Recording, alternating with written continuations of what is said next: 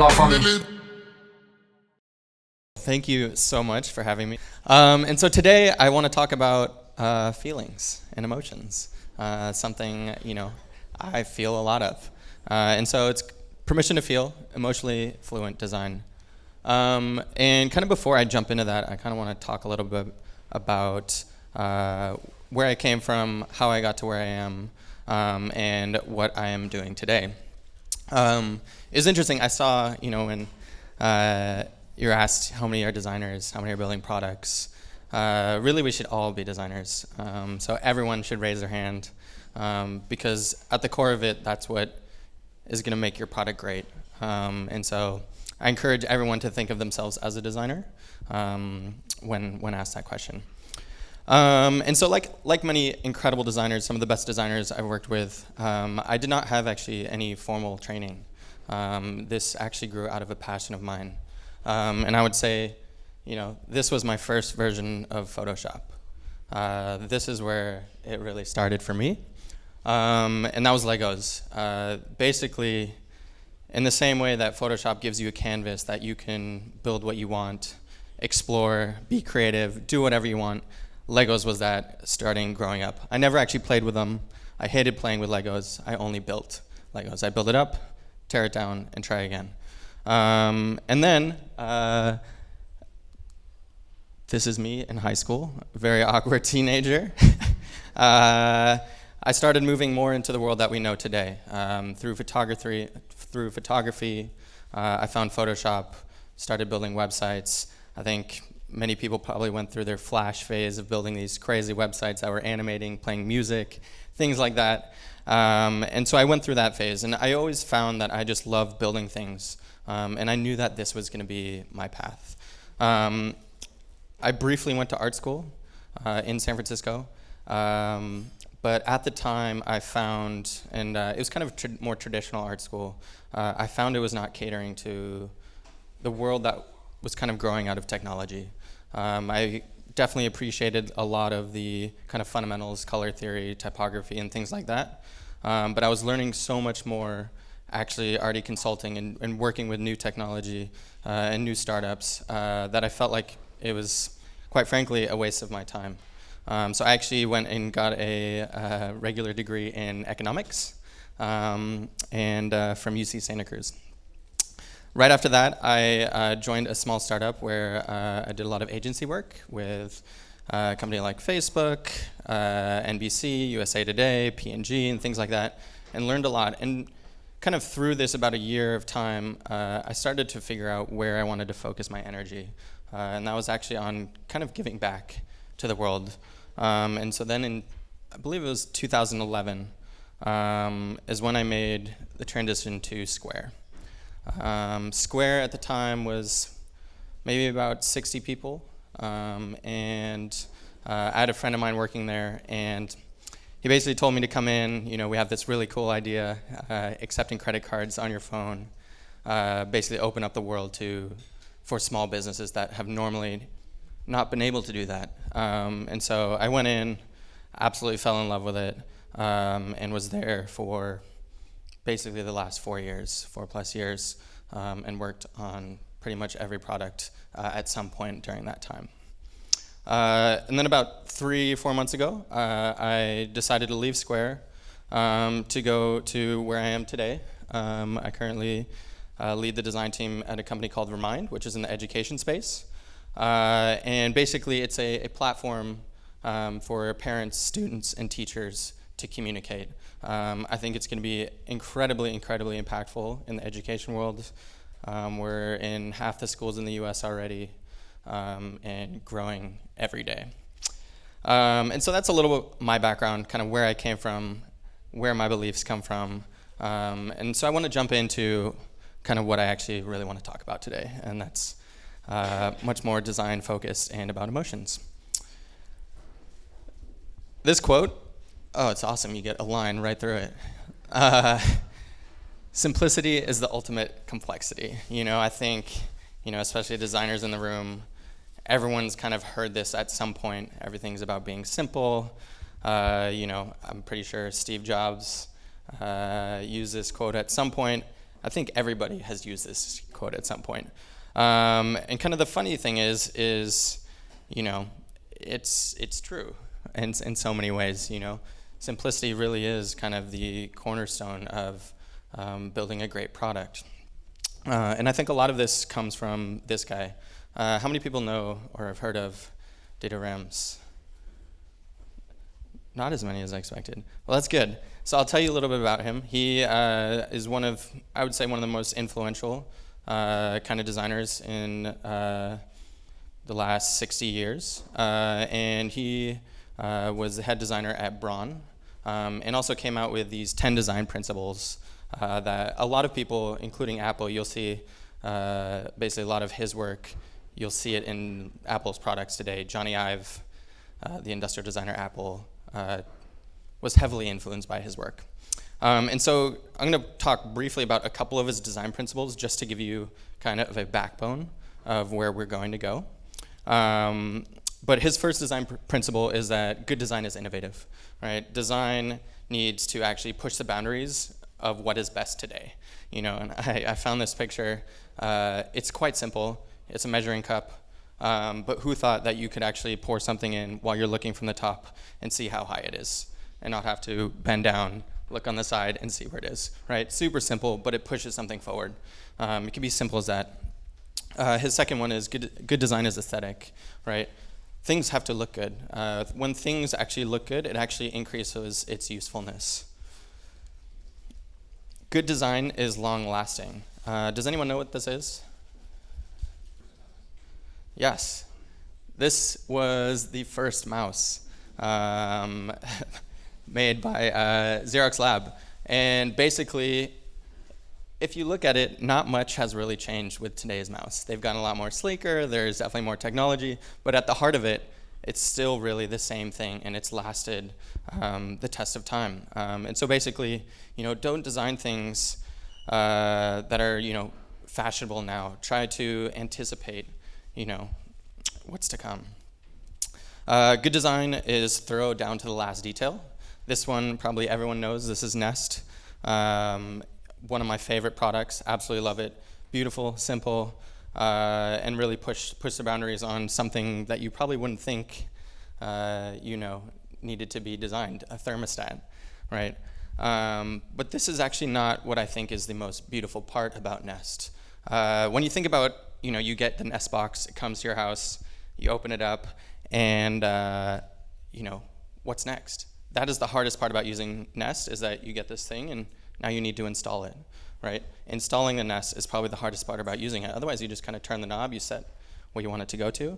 And so if you flip the Nest over, they actually put so much detail and thought into what's behind it. You would never see this except the one time that you're setting it up, right?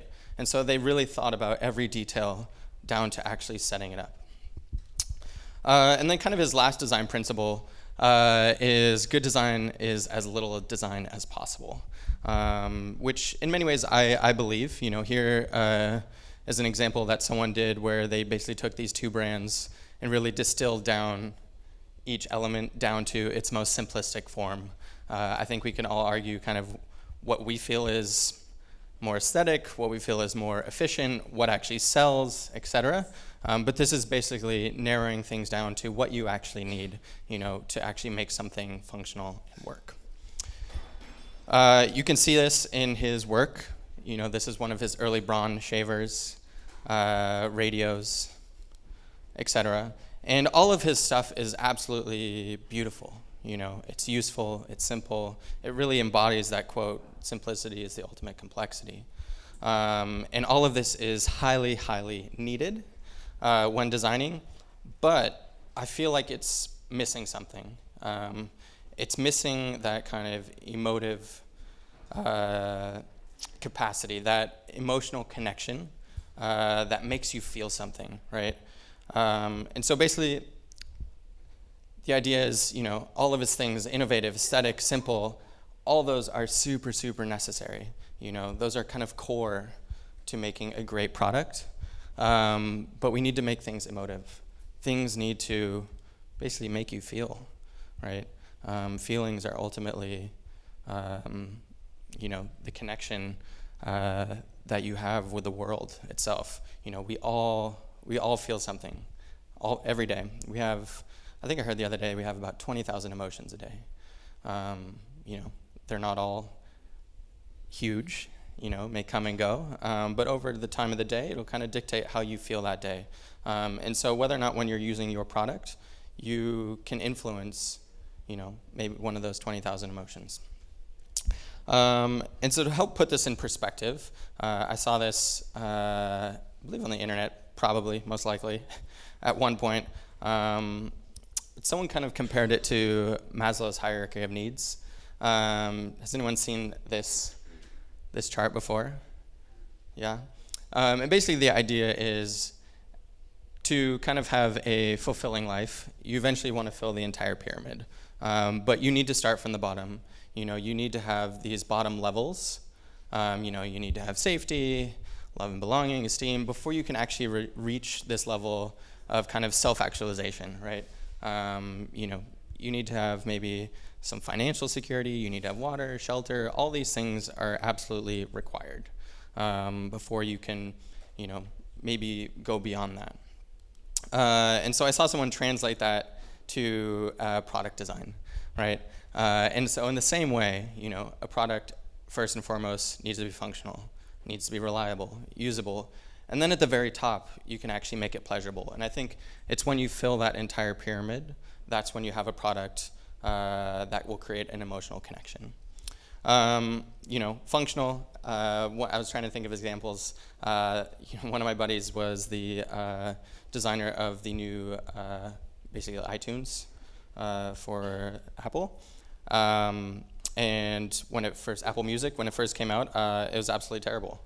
And basically, there were so many things that just didn't work. I couldn't add certain things to playlists. I couldn't share with my friends. I couldn't, there's all sorts of different things. And quite frankly, I stopped using it and went back to Spotify just because it didn't do the things that I wanted to do. You think usability or reliability, you're all familiar with, Twitter's fail whale, that itself almost brought them under. Usability, right? We were actually just talking about this right before, but booking tickets, whether it's airline tickets, train tickets, etc., is so difficult. And then you have someone who comes along, like Kayak or something, that can actually make a usable product, and that's really where they make the big difference. And then finally, I think you can get to the top where you create that emotional connection. You create that experience of providing something that's pleasurable. Cool. And so I think, Lawrence from BMW Design Works, I'm a huge car person, had a great quote, and I think she said it best, but products must have emotional appeal. They should fascinate, inspire, and encourage us all to dream. And so that's really what I want to talk about. How do we actually do that? How do we create emotional appeal within our products, right? I think we all understand that we need, those principles that we talked about. We need that simplicity. We need to be innovative. Those are all core fundamentals, but in order to make a product actually feel truly special and something that you remember, create this emotional connection. And so I'm a huge metaphor person, and quite frankly, as I was kind of traveling around the last couple weeks, been going through kind of a shitty time relationship-wise, and so it kind of dawned on me as I was putting all this together. This is almost a perfect metaphor for how I want to talk about creating emotion in design, and that's basically a relationship, right? And so we're going to kind of talk about a relationship and compare it to how you can put that into design. And this was something that really solidified it for me. And hopefully it can help solidify it for you as well. They have very similar roots. And the more and more I thought about it, the more and more it just made sense to me. And so basically, we're going to talk about creating a healthy emotional relationship, both as a person and as a product, because I think they're very, very similar. And so now I'm going to walk through various examples that actually kind of show within products that I've built, other products, how you can actually do this, and what kind of aspects you can tweak to get there. So number one, like any good relationship, it's a two-way street. You need to provide feedback. If a relationship is only one way, one person's giving, one person's taking, that relationship's not going to work. And that is absolutely how it is with products as well. They need to provide feedback. When a user does something, you need to do something back. And that's going to create a connection between the two, regardless of whether it's two people or whether it's you using my iPhone, right? And so I'm going to walk through several examples of this. This was an early version of Square Register that we designed. And one aspect when we were designing this is when you tapped on one of these tiles here, it would add that item to your sale, right? And we basically wanted a way both to indicate that it got added to your sale, but is there some other way that we can provide more feedback in a more emotive way? And so I'm going to show you, we did several kind of iterations of different designs. Here's the super basic one where it just changes numbers. Here's a version that basically looks like an old-time cash register where you see the total kind of flip up and slide and highlight blue. And then we started getting a little more wild where things would actually slide in. It would show you kind of which products you added. And then when you went to go tap on the card itself, they would all fly down. A little bit crazy, but you can start to get the sense of what the difference was between just the total itself changing versus maybe these little tiles sliding in.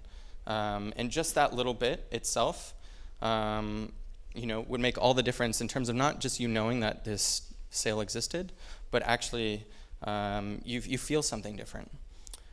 Here's one more example. I believe this one comes in from the top and kind of just drops in, but very similar in that regard. So that's one example of in Square Register. I want to talk quickly about Square Cash. Square Cash, unfortunately, is not in Europe. So does anyone actually know about Square Cash? Maybe? No. Well, I'm really, really hoping it comes to Europe and the rest of the world. But basically, it's a peer-to-peer payment app, right? So I can send money to my friends, they can send money to me, I can request, things like that. I'm sure there's probably something similar that exists here today. And so again, we're going to talk about something really small, but that goes a really, really long way. And so when you actually start typing in numbers, you'll notice just how the numbers themselves animate, and so you're basically giving feedback when someone's actually typing in a number. It actually animates in from the top, it animates down, it animates in the comma. As you start deleting, it gets back bigger, things like that. And that itself was incredible and really kind of changed the experience that you had with the app, rather than just you clicking some numbers and just this text box changing and growing. You actually feel more connected to the value that you're actually putting in. As much as you may not even think about it, you actually feel it. This was a really old screen, but something I wanted to illustrate. When you're signing up for Square, you have to put in all sorts of information, including your bank account. And one thing that we really wanted to do was basically show where you can get the bank account number and then actually highlight on the check itself as you start typing it in what the number is. Again, something super small, but something that helps people get through this already pretty arduous process of signing up for what is kind of equivalent to a bank, right? There's all these steps that you need to take: social security number, routing number, bank account number, etc. And so making it and giving you feedback that as you're typing this in, this is not only fun, but you're putting in the correct number. Another example, looking at a couple different apps. The one on the left here is Slack. The one on the right here is obviously Facebook. And you may think this one's actually, what am I actually showing here? But really, when someone opens up your app, right, they land on probably this screen for however long that may be. And so they're giving you their time. They're giving you attention. You could have a blank screen. You could have nothing there.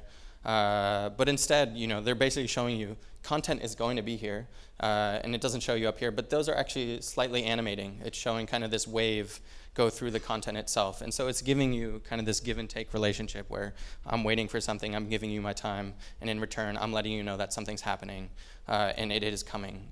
Be patient, which is really small again, but really, really impactful. Two totally random, totally separate apps. Basically the one on the left, Apple Activity. As you start tapping into the different areas or different days, the circles will actually animate, right? They could have very easily just, when you tap on one, it just shows you your new chart. But I think for several reasons, one, showing you that you actually switched, and two, you put in all this work, and kind of the longer that those circles go for, the more kind of accomplishment you actually feel. The circle may go around a couple times if you actually achieved your goal several times. And so, just giving you that feedback is great. The one on the right, Tinder, a surprisingly, amazingly popular, incredible app, actually. I feel like every other startup is now trying to be the Tinder of this and the Tinder of that. And I think really what they're talking about is this interaction, this feedback that you get of swiping left and right, right? And that's really what it is. You swipe right and you can actually kind of drag this card over. Whereas, there's been polls, there's been buttons, there's been all sorts of things, but everyone's calling it this kind of Tinder effect, this Tinder of this. And that's basically just the idea of swiping left and right and creating, giving something back when you're actually voting, which is what you are doing. So that's number one. Number two is surprise and delight. Keep things exciting in the same way that, surprise your significant other with flowers, give them a compliment. In that same regard, building a relationship on that can really enhance the relationship itself. And this is very true for products as well. So again, I'm going to show you a couple examples.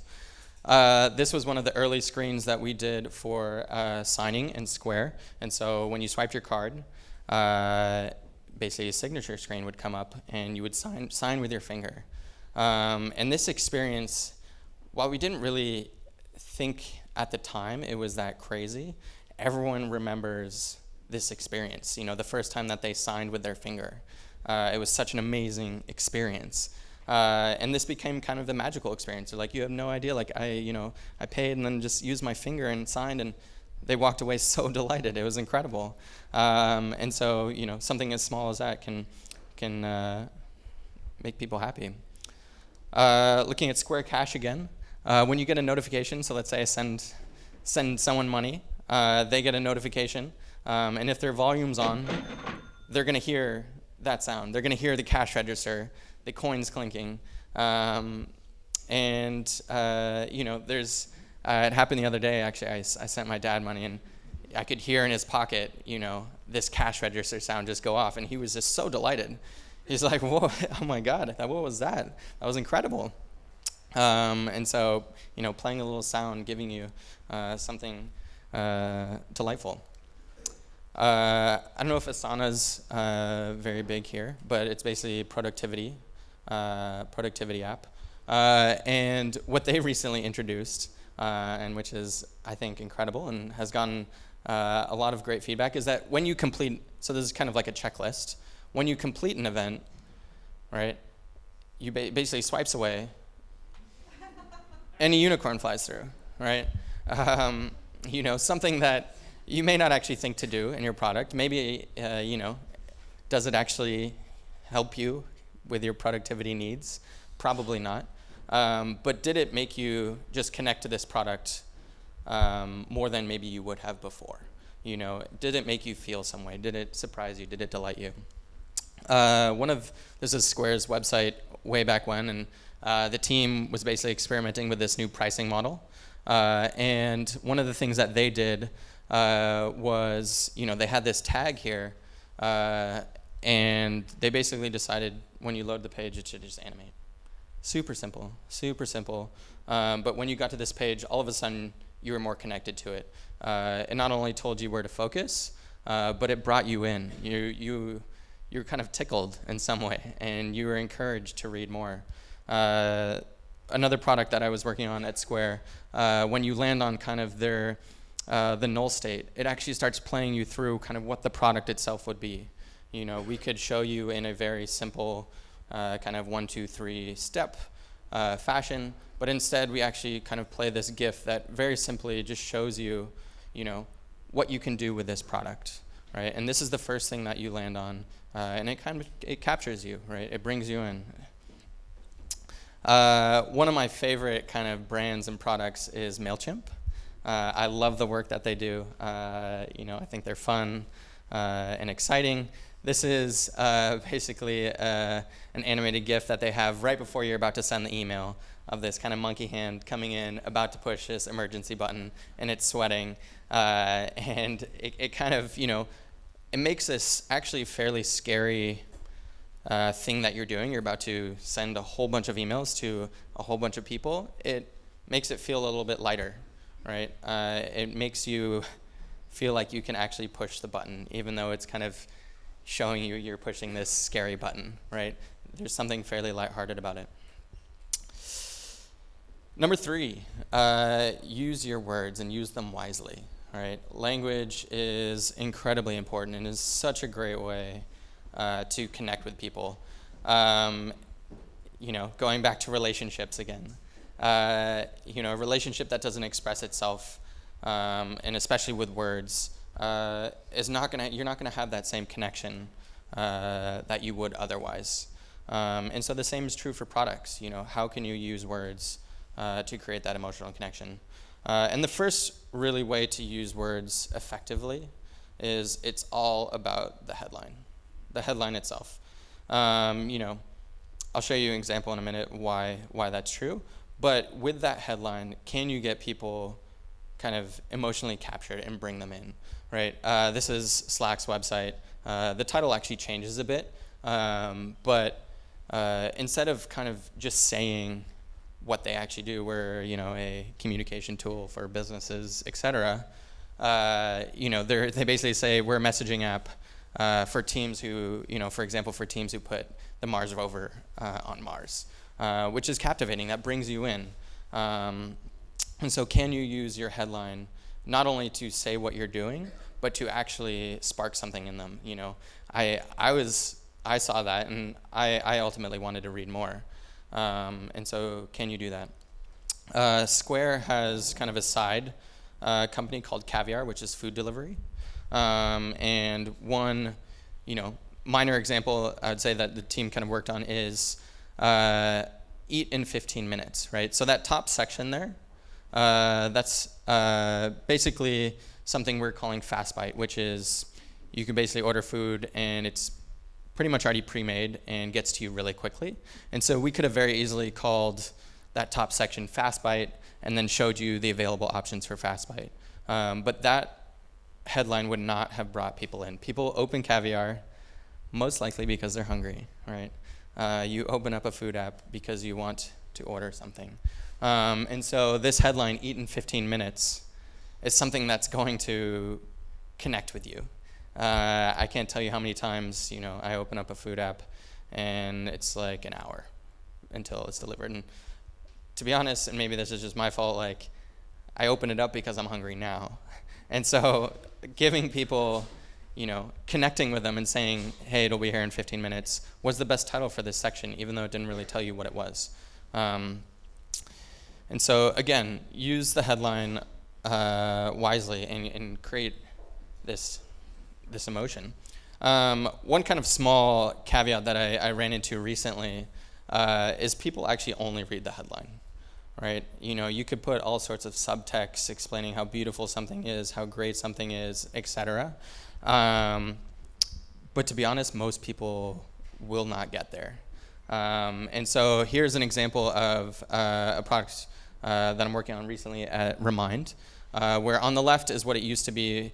You created a new class and says, welcome to chemistry. And then underneath in subtext, it says, tap the blue button to send your first message. We introduced that product, whereas before there was a button, a big blue button, and people who actually sent messages dramatically declined, dramatically. Even though if you read it, it says tap the blue button below to send your message. And so, we asked around, and basically no one even saw that text, right? People don't read secondary text, so don't put anything that you really truly feel like you need to communicate outside of the headline itself. On the right is ultimately what we did, and I think it makes it pretty clear what we want you to do. Talking a little bit on the marketing side, but also on the product side, is use your words and make it you focused. Everything should be about you, the user. You this, you that. Here's a page on one of Square's websites, tools to help you take on the world, right? Pretty lofty, but it's about you. We could say something, we provide this, we do that, but it's actually, we're providing something to you. And that makes it feel personal, that makes it feel a connection. I think Nike is great, and I'll actually talk a lot more about Nike in a little bit. But find your greatness, the kid standing at the top of this huge diving board and trying to find his courage. That evokes something in you. It's something personal. Again, my favorite, MailChimp. You just sent your campaign, and they're asking to give you a high five, right? Basically complimenting you, like giving you encouragement that you just did something awesome. It could just say email sent, but instead they're creating this connection by giving you a kind of a virtual high five. When Slack is loading, these are all sorts of various different loading messages that I've seen over time. Loading, sometimes you eat the bear, and sometimes the bear, well, it eats you, right? We're all in this together. More, holy moly. You're waiting. There's something going on here. Can you stay light and capture attention with your language and make this kind of experience feel better? Cool. And then the fourth is use type to actually set the tone, right? And by type, I'm talking about the font itself. And so, in the same way, in a relationship again, you use words to kind of express your feelings, but it's all about how you actually communicate those words. The tone that you say it in. Saying I love you in a certain tone may feel not genuine, whereas if you say in a different tone, it may feel very genuine. And this is very true, and I think type can do the same thing in products. They all kind of, they have very different feelings, and I'll show you why. You're probably wondering why I'm showing you shoes, right? Everyone can see the difference between these shoes, right? Everyone kind of understands maybe kind of what they're about, what they do, etc. Oh, I love these lines. Basically, I'm showing you several wildly different types. None that I would say are actually beautiful, but they're totally different types. And when you actually start to dig into them, they actually have a meaning behind them, right? You have mesquite, cowboy boot. Maybe this is something that you imagine. That evokes some sort of a feeling. Portago, maybe it's something like this. Snow round, maybe it's a dancer, something like that. And Princeton, maybe it's an athlete, maybe it's college related, etc. And so type has a very, very strong ability to set the tone for how you should feel and what you kind of think of when you actually are using a product, right? This is one of Square's first boxes that we built, that the reader came in. These were the two typefaces that we used. We used Universe and ITC Avant-Garde. And basically, we felt like, we needed a typeface that really represented Square.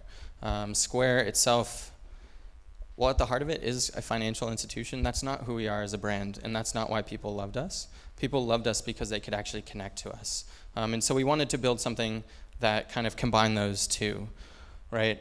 And so we built something called Square Market, which was our Square custom typeface. And as we built it, there were basically 4 principles that the team was looking for: simple, effortless, timeless, and warm. And all these are great but kind of relevant for this talk, and one of my favorites is warm. You know, you want to look at the typeface, and yes, even though we're dealing with your money, we're working with you financially, how can we make it feel more personal?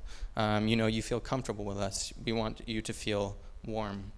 And basically the team did an incredible job. They basically spec'd out 75 different typefaces. You know, I think for most people, even myself, you'd go from each one to each one and they all start blending together. You can't really see the difference. You know, it's not like one was Snell and one was Portago. Like, they're all very, very, very similar, but slight tweaks in getting that right. And basically, you know, we started with the base font, Ars Marquette, and started from there to figure out how we could create this typeface.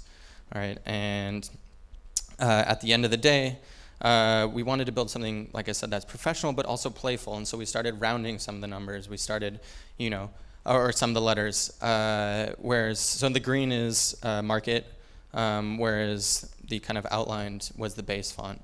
And so for the numbers themselves, you know, that we actually wanted that to feel more professional and financial, and so we flattened out some of the lines rather than having them kind of bubbly. Whereas, you know, on some of the letters themselves, actually making things a little more rounder and more comfortable. And all these things, I believe, created an incredible typeface that, you know, actually everything that you're seeing in this presentation is all that typeface. And I absolutely love it. And I think it can really, really help you communicate what you want to communicate with those words that you use wisely. And kind of the last aspect that I want to talk about, and this is both product and kind of marketing related, is really telling a story. You know, telling a story is something that I found to be the most productive way of selling people and bringing people into your product. And my absolute favorite, I think people who do it the best, is Nike. You know, Nike tells so many great stories about athletes and basically even just regular people trying to do amazing things, right? This was just one campaign. You know, this itself tells a story without words, right? You look at this and you know exactly what it's trying to communicate. You know, you look at this athlete, move more, move better. LeBron James, right? Telling a story here about LeBron. All of these really, really help basically connect you, right? You're telling a story. You know, comparing this to a relationship, it's basically, you know, you think, you go deep. You have meaningful conversations.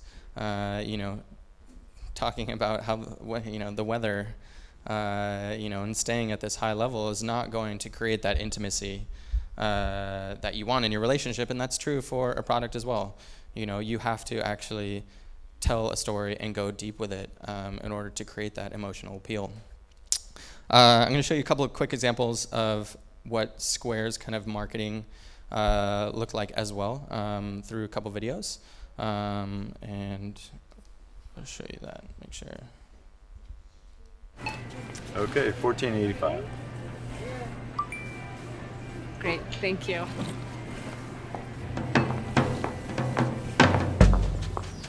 Morning. Hi. How are you? Good morning. Good, how are you? Yes, nice to meet you.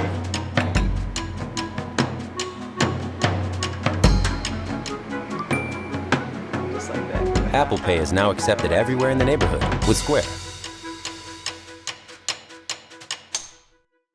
Right, and so a majority of that small little clip was actually about this woman who just bought flowers, went to go open up her store, and then at the very end you can see where Square came into that, right? It was about this woman, this small business owner, and how she kind of runs her business. It was all about her. And that is something that Square is really, really focused on and has been highly, highly successful. Everything is about telling stories about the merchant, telling stories about people running their business. And that's relatable to people, right? And so you telling stories are things that are relatable. You know, we could just put something out, you know, this Square reader now accepts this, you can do this, you can do that. But instead, we decided to show it through someone else. And I'm going to show you, I'm probably going to cut it off a little bit early, but another quick example of that as well.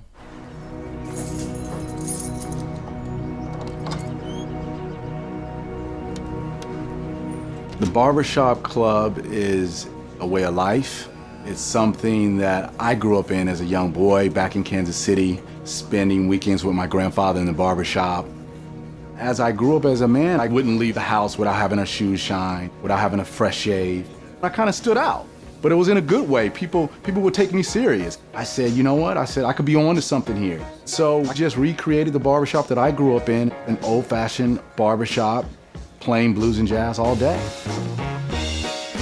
From the very first day we were introduced to Square, I knew that we had something special. They're innovative, they're ahead of the competition. But we have a saying here, we like everything old school but our technology. And Square has helped us bring the old and the new together by offering online booking. When the appointment option came on board, we immediately, first year, saved over $60,000. We were able to integrate it into our existing website, our existing online store. If a guy's got a smartphone, he can log on and set up an appointment. Square has been a big part of helping the Barbershop Club, go to the next level. Good luck with everything. I am a third-generation barber. It's what I know and what I love.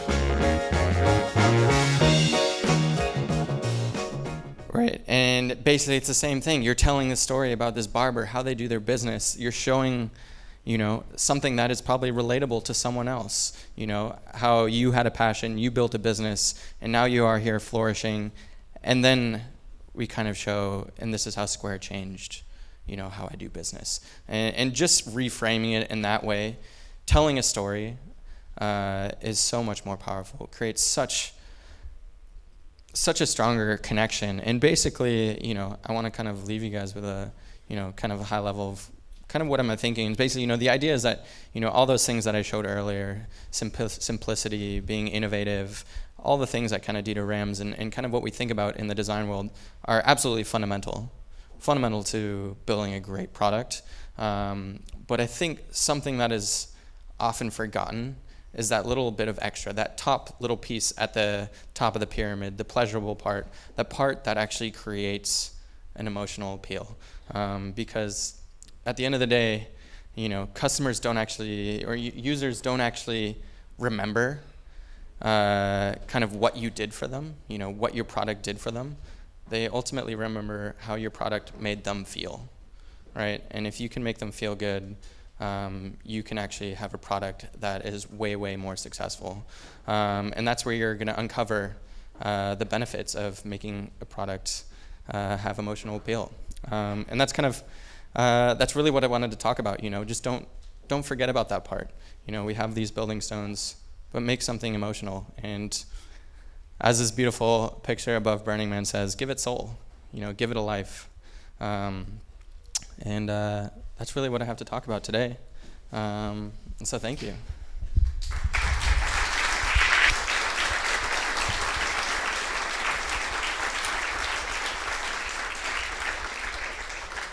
And so actually, I think we have time I want to open it up for questions. It could be on this topic. It could be on another topic, on things I've worked on, etc. And so, yeah, would love to open it up. Hello, thank you so much. You're welcome. You insisted a lot on saying that it was really important and powerful to make things that were timeless and long-lasting. However, I think we all feel that there are some kind of trends. So how do you make things both fashionable and timeless at the same time? That is a great question. I think there's a mix of both, right? A product itself, if you were to introduce that mouse, let's say you go to the Apple Store and you saw that mouse there today, I don't think that would be a hot commodity, right? But basically you go to the Apple Store now and you see that beautiful white mouse, the magic mouse, and the mouse has evolved over time with the different trends that exist. You saw some big mice, You saw maybe joystick type mice, things that kind of went through different periods of what was trendy then. But really at the heart of it, it solved a certain problem, right? It solved a way of actually navigating around an interface, right? And that's really what I'm talking about. The form itself evolves and changes, right? And so, you've seen the evolution of mice and all the new functionality that has come into it and the way that it looks. And so those, there's no way that the car that was invented, 30 years ago, or, go back even further, is going to be, a hot seller in today's market. But the car itself has kind of withstood the test of time. And it's really more about the function more than it is about the form itself. The form itself adapts to the kind of current trends, whereas the function really maintains itself. Does that kind of answer your question? Yeah, thank you so much. Yeah. Hello. Hello. You show us many examples with Square. Would you have some example of design with the new company you're working for?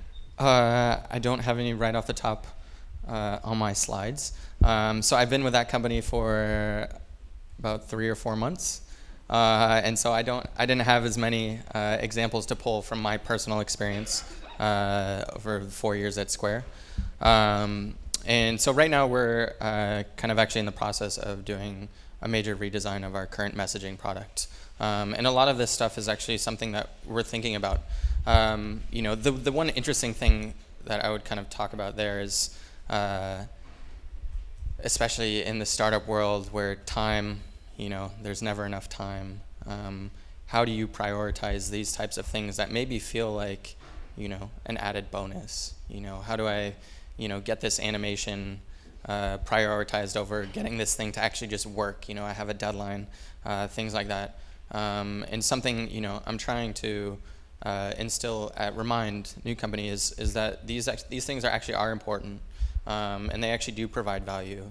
And so as we're going through this kind of redesign and building it up, trying to prioritize these things that maybe some people see as more frivolous and fluff, the value that they actually have. So to answer your question directly, I don't have any examples in these slides right now. But we can certainly talk after, and I can show you some.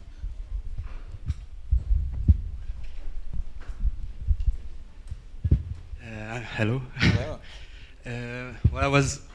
What I wanted to ask is that when you give pleasure or something like that, you're not being neutral anymore, and so you're facing with haters or some people that may dislike your product more than when you were neutral. And so what do you think about that you're taking position, and this position can impact on your product, can have a big impact on your product also? Is it a big risk? I think it depends how you do it, right?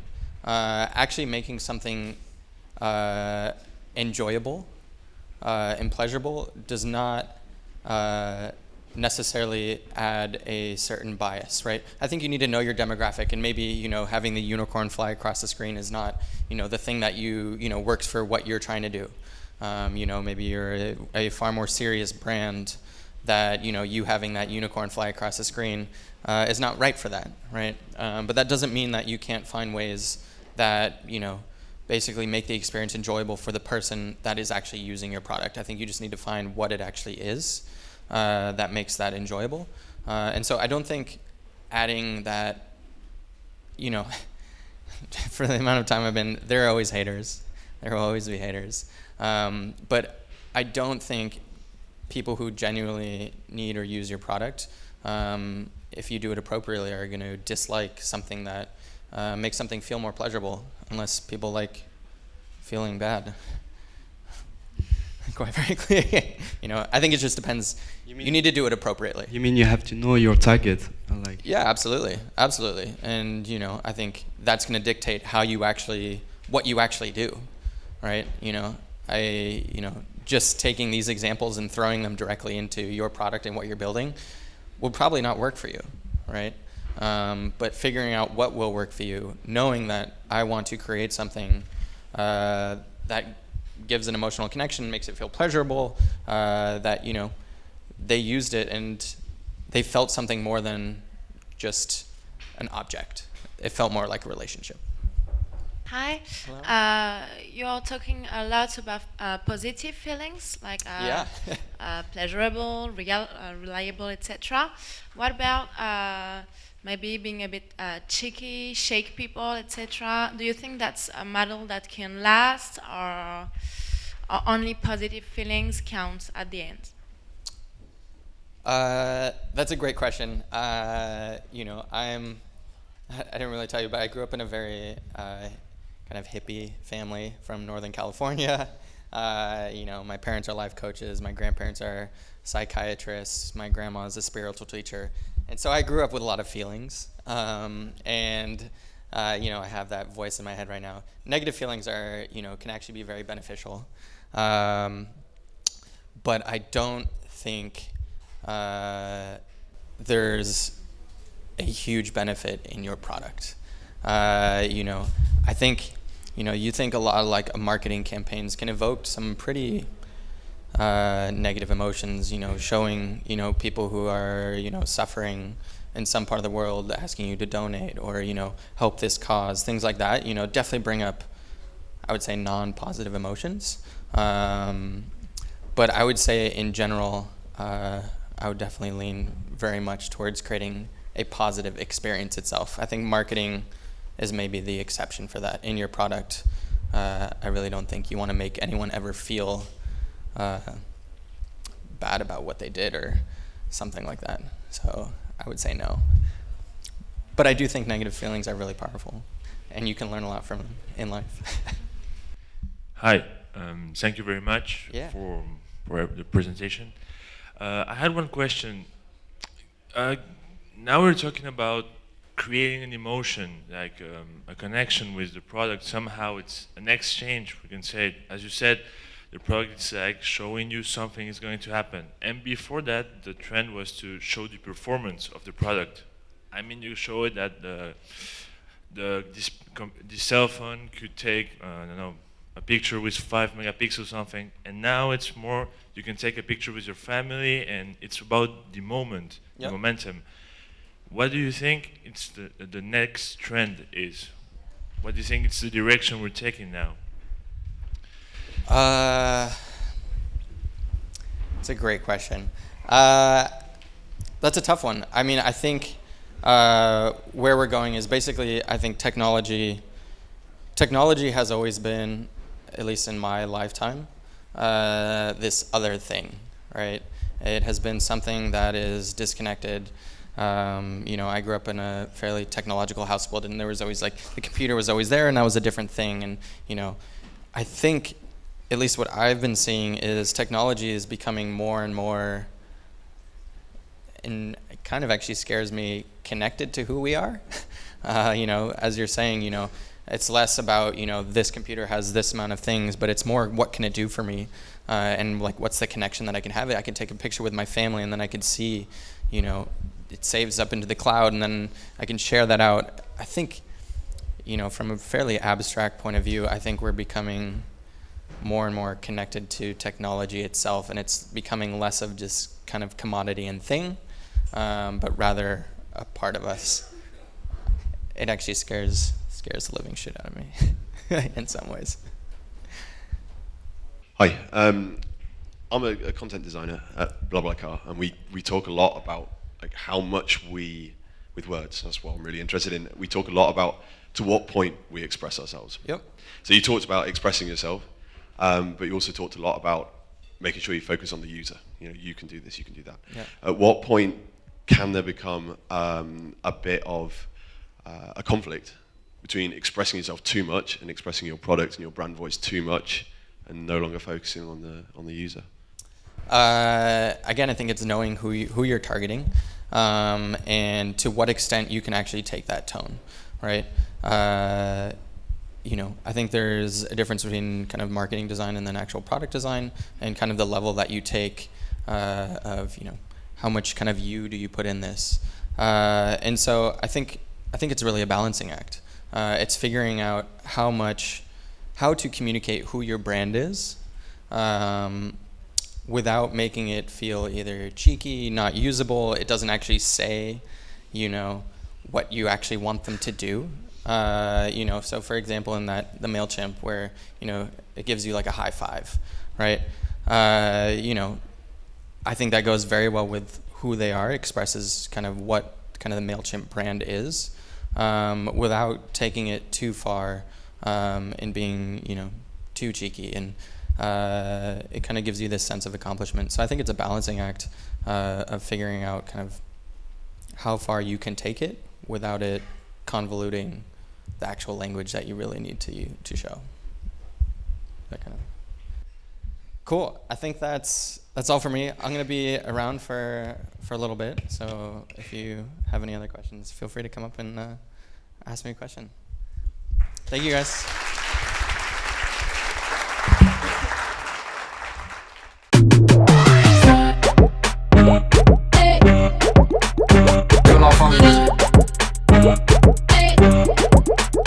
Que la famille.